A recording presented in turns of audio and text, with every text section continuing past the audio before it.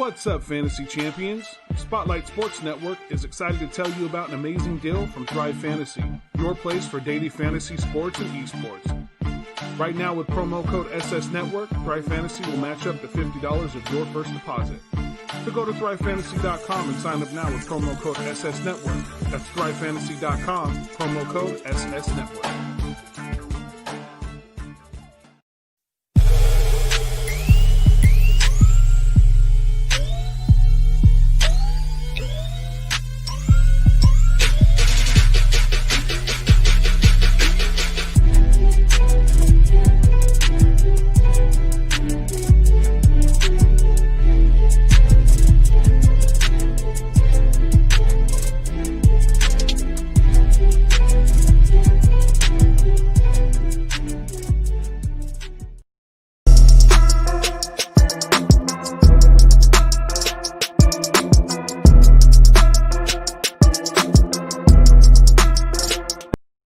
Do you like the Oakland A's? Are you a fan of the Golden Knights? Do you love the Los Angeles Chargers? Well then, my friend, you're in the right place. This is the Snake Sports Talk Show with your host, Jake the Snake Silva, brought to you by the Spotlight Sports Network.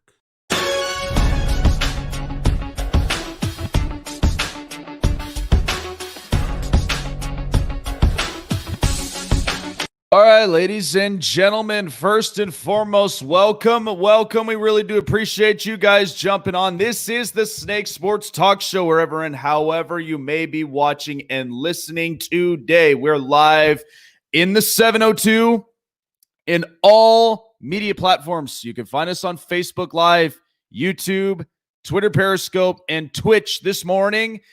Really do appreciate you guys coming on by. Like and follow us on all social media platforms. Also, check us out at the SpotlightSportsNetwork.com to rep all of your merchandise and support your favorite show here on the network. First and foremost, we really do appreciate you guys coming. Definitely a little bit a big time delay. Really do apologize. For the delay. We definitely got a lot to talk about from here. And also, first and foremost, Justin Hardin, a.k.a. Jay in the Bay, is joining me here on the Spotlight Sports Networks via the Global Satellite Network, presented by StreamYard. Jay in the Bay, what is going on, man? There seems to be a lot of things happening in the Bay. So, first and foremost, how are you doing, man? How are things going on out there? Hey, things are going great. First, I got to say thanks, Jake, for having me on the Snake Sports Talk Show, and I'm so excited to be here. And as you mentioned, my name is Jay in the Bay, and obviously, as you can see, I represent the Niners, represent that red and gold, and I'm so happy and honored to be on your show today. How are you doing?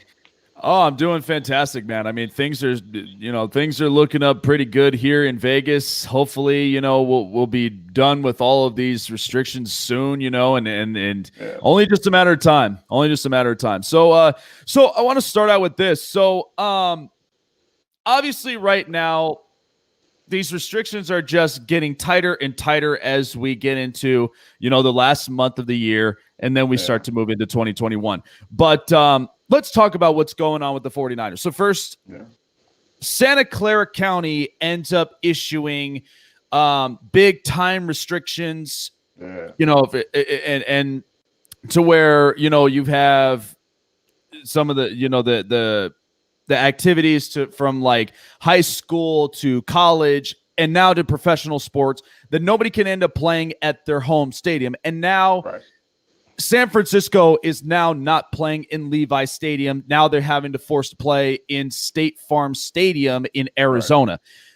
Take me to your thoughts and your reaction when you first ended up hearing the news. And I'm sure, it has to be tough for not only just for yourself, but even for other 49er fans out there of the fact of they won't see their team play in their home stadium. Take me to what you were feeling when you first heard the news. Yeah, this is a tough situation. Obviously, this is the first time in my lifetime that I've experienced a pandemic, and it's very very unfortunate. I can only feel for the players, the coaching Mhm. staff, and but also just people in general. People have Mhm. lost their jobs due to the pandemic, especially people in the service industry. It's tough for them. And California actually, I believe, Contra Costa County, a few counties in California have actually basically we've gone back to step one.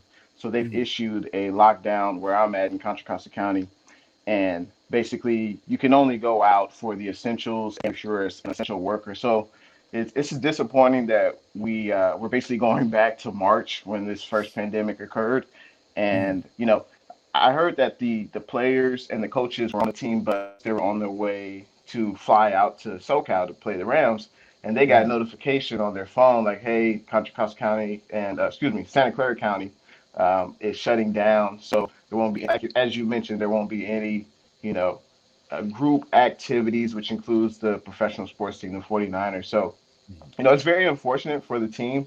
But like you said, we do go to Arizona, and at least their families, the players, coaches, and families are able to go to Arizona. They can rent like an Airbnb, and they're away from the team, but at Mhm. least still have their families with them. And in the pandemic, that's all you can really wish for because we don't really know what's next. I mean, no Mhm. one. I never would have thought that in March that we would be in December now, and we're back at step one. So, Yeah, yeah, and it is kind of unfortunate, and at the same exact time, I mean, like all of us right now, we are waiting to see exactly, what this new vaccine is going to be. right. Is it safe and is it reliable, and so we're just in that wait and see mode, and it sometimes it does take a lot of time, and hopefully they'll get this right, but and I just look at it this way. I look at it, but even though that the season has played on for the NFL, I looked at the situation almost like what was happening in baseball with the Toronto Blue Jays. The fact that they won't even play in Rogers Center up north in Canada, but then had to play down south in Florida, to where they're not even in a stadium, or any, or in on a ball field. So it was kind of tough at that point. But hopefully, once all of this whole mess is cleared up, hopefully we will see the 49ers be back in Levi Stadium soon. And I'm Yeah. sure fans are hungry to be back up into the stands as well. So so let's just think about this. The 49ers have been plagued with injuries all season long. Hmm. Nick Bosa, um, bunch of important pieces, and Right. it's just been an ongoing situation.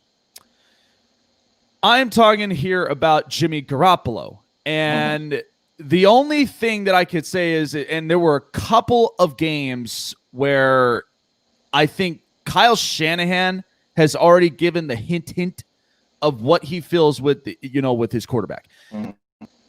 Do you think that the 49ers right now are going to be in a position, and we know that they paid Jimmy G a lot of money. They know that he's got his extension, but do you feel like that there is going to be somewhere in between where the 49ers may either go and make a move at quarterback or go and draft a quarterback? What is your opinion with what's happening right now with Jimmy G? And could his future be changed here in San Francisco? Make a move with Jimmy G? What you mean? Jimmy G, that's my quarterback, like T.O. said. Jimmy G, the facts are with Jimmy G, there's a lot of outside noise. We hear it all the time. We Mhm. live in, a stats driven world right now. Everyone's playing fantasy football. I got a FanDuel lineup too. I want a quarterback like everyone else who, he's looking right, he's looking left, and he's throwing for, over 400 yards a game, throwing for 4 touchdown passes. But that's not Jimmy G. That's just not him. But that's also not what Shanahan wants him to do. Shanahan, Mhm. if you look at his record, when the Niners run the ball, 30 plus times in the game, we're undefeated. So Mhm. that's what Shanahan wants his quarterback to do. We want to establish the run with Mostert, Coleman, Jeff Wilson Jr. As you can see, we have a plethora of running backs. We also got Kittle. We can work off Kittle in the play action, but I don't think I think we should keep Jimmy. This has been, a crazy year. There was Mhm. no training camp, no OTAs. Everything was different this year. And the facts are, when Jimmy G's healthy, we're one of the better teams in the NFC. I would say last year we were the best team in the NFC. Everything last year went our way. Mhm. And when Jimmy G's healthy, he allows the offense to go. And as you can see, he brought us to the Super Bowl. And I Mhm. think that we should keep Jimmy G at least one more year. The knock on Jimmy, though, is you could say he just can't stay healthy. That's been the Yeah. knock on Jimmy. He had Mhm. the torn ACL against KC 2 years ago. And then last year he was healthy throughout the whole year. And then this year he Mhm. had the fluke injury, Mhm. against the Jets. And when he's not healthy, he's not able to protect himself, and he's just not effective as a quarterback. But I think we should keep him uh, next year. I think.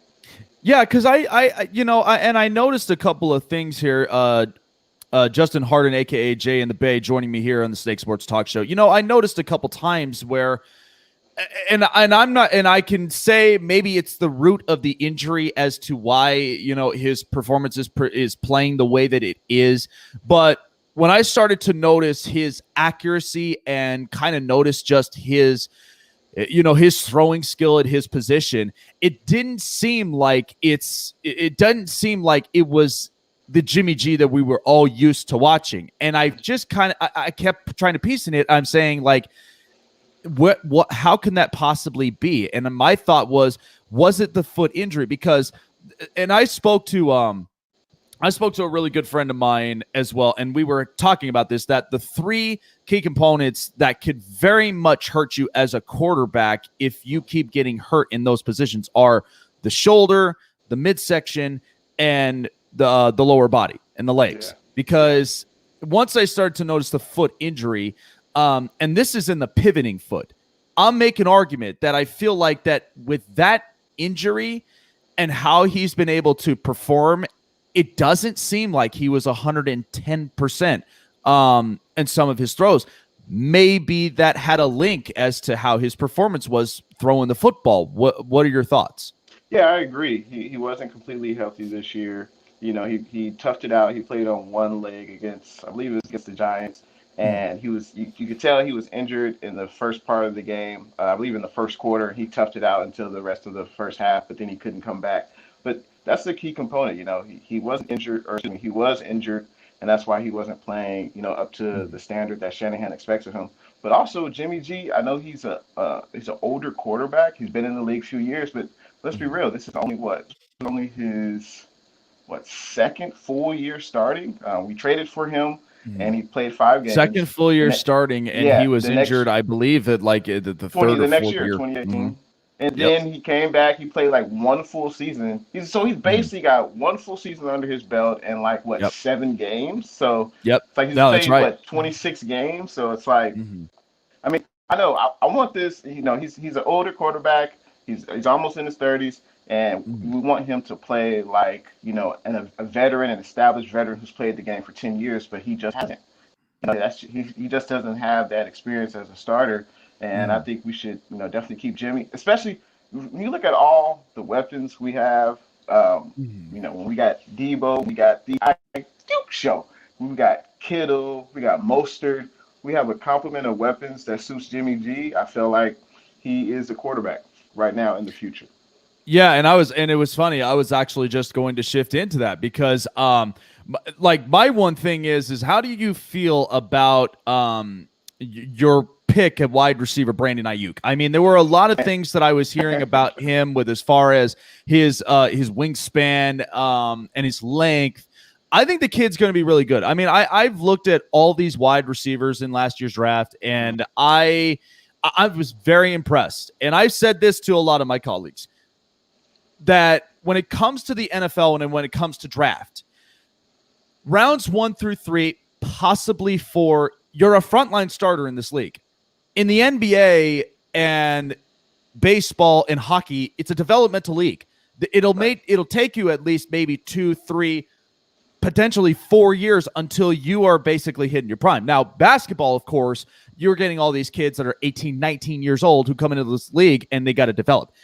But in the NFL, you got rounds 1 through 3, possibly 4, that you're frontline starters, whether you're round 1, you're a quarterback or you're a wide receiver or even a running back. But by 2 through 4, wide receivers, defensive players, like you're already guaranteed a spot up in there. But talk to me about Brandon Ayuk. I know that there were a lot of people who kind of looked at him and then looked at a bunch of other wide receivers, Justin Jefferson, Jalen Reagor. What impressed you the most about Brandon Ayuk that you kind of see his future be much, much brighter here in San Francisco? What I love about Brandon Ayuk is he's a playmaker. He's got quick feet. He's not as, I would say, physical with the ball as Debo, but not too many receivers are. But Ayuk, he's got great foot quickness. He knows how to get open. He can run those jet sweeps. He knows how to get open. He knows how to find an open spot in the defense. And I feel like when he was in there with Jimmy G, they had good rapport. And I feel like he's slowly building that rapport up with Nick Mullins. And this week will actually be the first time that Ayuk and Debo are playing on the same field together since week 7. So I'm excited to see them against the Buffalo Bills defense. And this was a great pick. And we got to thank, John Lynch and Kyle Shanahan, because they've made some great picks. They definitely hit on some picks. They're not perfect, but, they hit on the Debo, they hit on the Kittle, they hit on Ayuk. And those are 3, I feel, pillars, easily for the next 3 to 5 years. If all the guys can stay healthy. And then let's throw in a complimentary with getting let's throw in a complimentary of getting Javon Kinlaw as well after replacing DeForest Buckner. So yeah. It's been looking very interesting for San Francisco. I'm excited for it because my only thing is when I look at with the Jimmy G thing, because I look at it from his standpoint to what's happening in Philadelphia with Carson Wentz. Suffering a lot of injuries, but the tail end of this is that when you look at the contract, if both teams decided to move off of their quarterback, Philadelphia, we know, is going to get hit with a $59 million cap hit if he's not on the roster at 2021. And so I kind of feel the similarity when it comes to San Francisco, that if they let Jimmy G walk, that's going to be another cap hit, and then they have to swallow that and find ways now to really kind of get through that obstacle, but yet still be a very competitive team. Because I do love this team. In fact, I actually had some small connection with Jimmy Ward, one of the defensive secondaries there in San Francisco, and there's a lot of reshaping. And so, but let's think about this real quick, just as a side note. Because I know a lot of people are looking at Richard Sherman. First and foremost, he was part of a really good defense in Seattle in quote-unquote Legion of Boom. And I know that there are some things that I'm sure San Francisco fans are holding reservations of, well, we can't have this guy forever. He's not going to end up putting the same exact numbers as he once was in Seattle. Do you feel like John Lynch at some point is going to look into next year and really kind of powering up this defense as it once was last year that made it go all the way to the Super Bowl run? Do you think his next move by next year could be to reshaping that backfield there for the Niners? I think it will be. But speaking of Jimmy G, I believe there's some trepidation about him coming back next year because even though he still has 2 years left on his contract, $25 million each year, if we decide to let Jimmy G go, it's only a $2 million cap hit against our cap next year. So I think that is that is some reasons why people think, oh, they're not sure if Jimmy G will be back next year.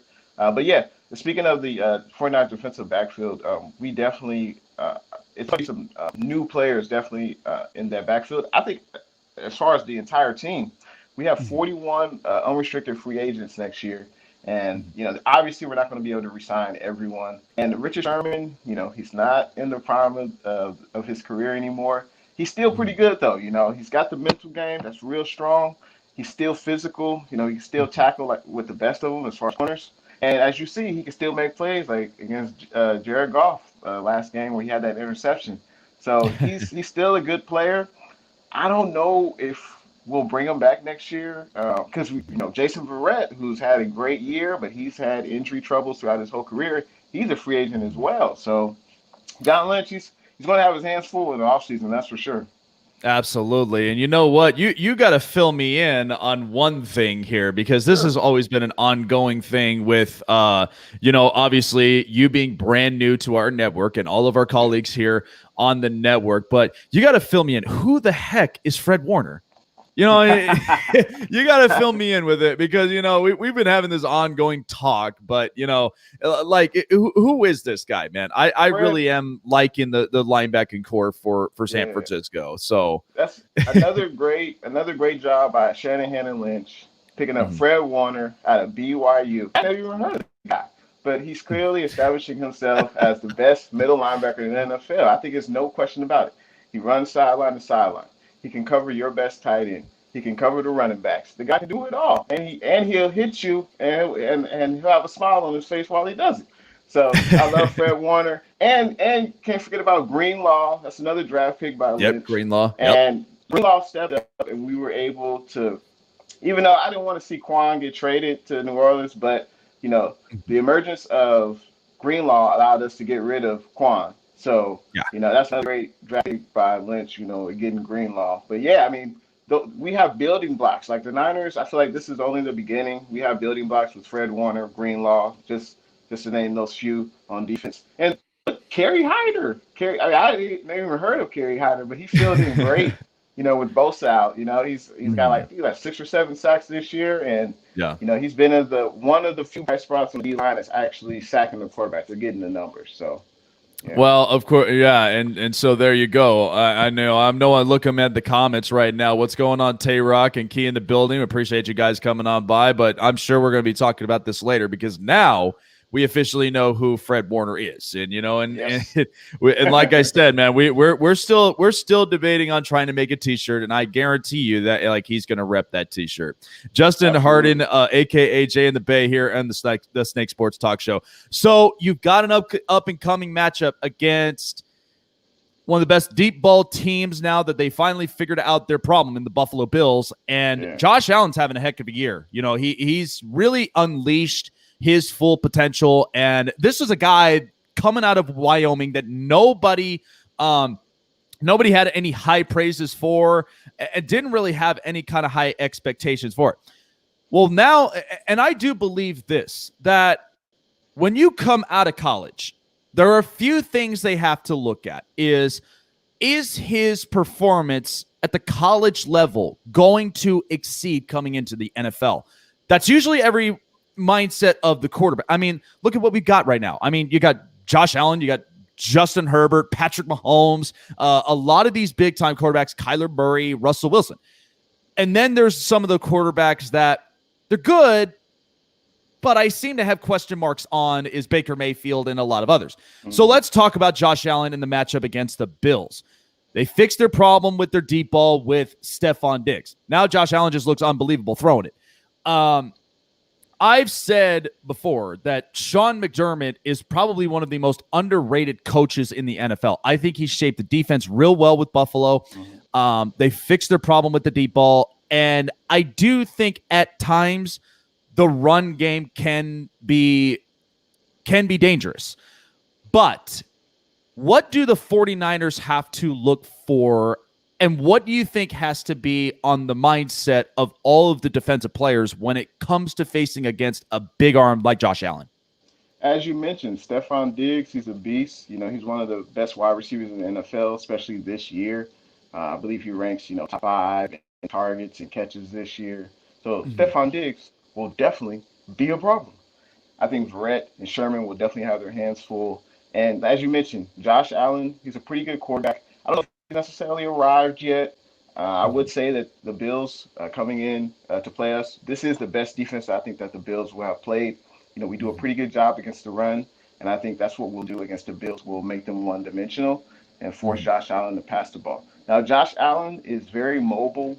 He's got a good arm. And this year, mobile quarterbacks have, gave us fits, with Russell Wilson and Kyler Murray. Now, I'm not saying Allen is on that level, but he's got some wiggle in him. And, Mhm. our defenders are going to have to be ready. We're going to have to keep him in the pocket. I think if we keep him in the pocket, make him be a pocket passer, I think that's when that will benefit the Niners most. Yeah. But if he gets out that pocket and our DNs don't keep contained, I think that's when Allen can make plays. He could throw on the run, or he could just run the ball and get a first down. And I feel like the number one key for the Niners defense this week, we got to get off the ball, or excuse me, we have to get off the field on third down. I'm not sure if you Yep. know this, but the Bills rank the second best team in the NFL on third down conversion rate. So Yeah. they like to extend drives, and the Niners, we're definitely going to have to get them off the field, and that way we can get the ball back. Because I feel like both teams are similar. We both want to get that time of possession. We both want to win the time of possession. But I feel like the Niners will be a little bit better in it, and I feel like we can run the ball better, more consistently. But Yeah. as you mentioned, um, he's going to be a problem, Josh Allen, and we got to be ready for everything. Yeah, and you know what? I agree because I mean I watched the game last week for Buffalo against the Chargers, and Joey Bosa continuously was a problem for the offensive line and trying to contain Josh Allen as much as they could. But every time it's like it was always something new where he busts through the line, he got to him, and not to mention too. I mean, you have to think about it. I mean, the Bills they gave away 3 plays. They had 3 giveaways in that game, and that was a huge kind of turn of events. Now, luckily, they did not end up giving up more than 3 points. That was one that was unfortunate with, obviously the Chargers coaching staff, all this stuff. I could go on for days, but at the same time, I mean, yeah, you are developing pressure inside the pocket, make it uncomfortable as possible for Josh Allen to force him to really move out of the pocket, create space, and find ways to, and for, San Francisco, force them to make them throw a mistake. And at that point, if Jason Verrett and, Sherman and company, they're all out there, that's going to be an issue for Josh Allen on the long run, but it'll be successful for Robert Saleh and for the 49ers on their defense. So, Yeah. So let me ask you: Do you follow? Do you also follow Golden State with basketball? I do, yes. So we got the new schedule, and I'm actually kind of excited. I'm going to be talking about this a little later on, but I've been saying this. It's been 17 years for LeBron, and once again he is headlining Christmas. And I just said this because look, they're fresh off a championship. They just re-signed Anthony Davis to a max deal contract. They picked up real good role players, Dennis Schroeder, Montrezl Harrell, and Marc Gasol. And the team right now is set to be going back-to-back. Golden State, however, they have a big task because they're trying to rebound any way that they can after losing Klay Thompson, who I absolutely love. And I'm glad surgery went well, and hopefully things get better in the long run. When you look at Golden State, I think people kind of have that. I think people have that mindset. The dynasty's done. However, I don't believe the team is completely out with as far as in playoff hopes. Your thoughts on Golden State, and what do you think like this new NBA season is going to be here this year? I'm excited for the new NBA season. I can't wait to watch some games. And it's very unfortunate. It sucks that Clay got hurt. It's back-to-back years. First the ACL and then the Achilles. And the Achilles is one of the worst injuries you can have as an athlete, and it's also like a hip injury too. So I don't know if it's realistic to think that Clay is going to come back and be the same player he was 3-4 years ago. Because Father Time is undefeated, and but I'm excited to see this version of the Warriors. I'm excited to see if Wiggins can step up. I'm excited to see the big man Wiseman, but I think we should, temper our expectations for Wiseman. He's only played 3 college games. He's a 19-year-old, but I think this is the perfect situation for him to come in because you got Steph, future Hall of Famer, best 3-point shooter ever. He's going to be taking the load, and it'll be interesting to see what Oubre brings to the table. Hopefully Looney will be healthy, and yeah, I'm excited to see the season. I think the Warriors should be able to still make the playoffs. With Clay, though, with the healthy Clay, I thought they would be easily a top 4 seed. Without Clay, I think they're more like 6 or 7 seed. And I'm excited to see the game. I'm excited to see Steph Curry. He's a top 1%er in his craft, and it's always good to see him rain down those threes. Absolutely, man. Like I said, I loved watching this team. They probably have the best backcourt that I've seen in the NBA. I mean, Steph is a game changer, Yeah. and I loved watching Klay Thompson play because I've always said he's the ghost of Golden State because at times some people don't respect the fact that, listen, when it comes to Klay Thompson, the one thing that I like, when he's on, he's on. You give him the ball, he's shooting threes, he's going to make it. And it's always like the next man up, the one who has to step up. If Steph is not on his game, Klay's going to rebound it any way possible. But the best thing I love, he plays really good defense. He's right there on the ball against one of the best guards.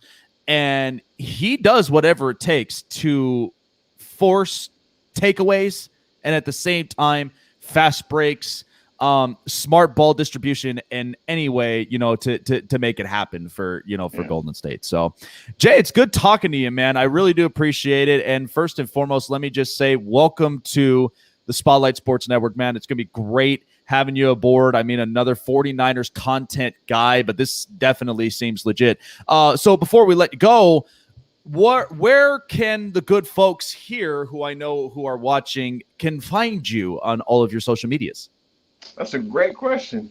First, I got to give a shout out. Thanks to Ty, Alicia, Key in the building, Mimopopolis, who are leaving comments.